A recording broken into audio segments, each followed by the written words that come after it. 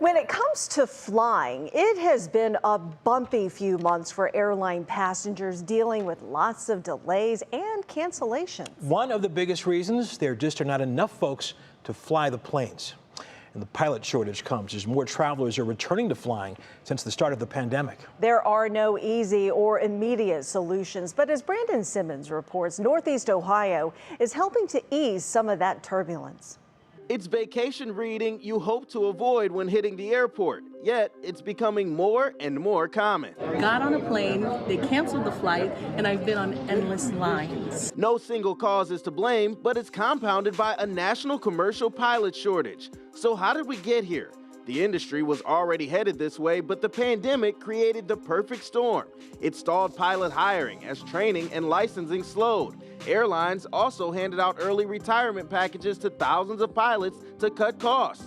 Not to mention, the FAA already requires pilots to retire by age 65. We are forced out, and it's no other industry in the world that I know of that it happens like that. As airlines scramble to fill their cockpits, aviation schools in Northeast Ohio are doing their part to help fill that demand as safely and as swiftly as they can. What separates the Walsh University and American Winds College of Aeronautics program is first and foremost, we are aviators, designed by aviators, and it's for aviators.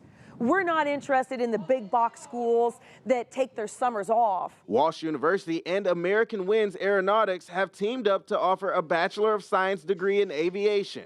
Announced just this year, the program will help students attain a certified pilot's license and complete an associate's degree in 2 years before they finish up their bachelor's at Walsh. Because if you have a bachelor's degree and you want to be an airline pilot, you go right to the top of the stack of people that want to be pilots. And that's because the airlines recognize that what education does for you in terms of your ability to think fast, to think critically. Barry Boone went to TNG Flying Club in Cleveland to get his training. He is now in an American Airlines program to increase his flight hours before getting hired as a full-time pilot. Flight hours remain a big hurdle for hopeful pilots as they are expensive. That's a cadet program. Basically, it gets your foot in the door and gets you a guaranteed job. Once you meet the ATP, the airline transportation or airline transport pilot certifications. And once you meet that, you can fly for an airline.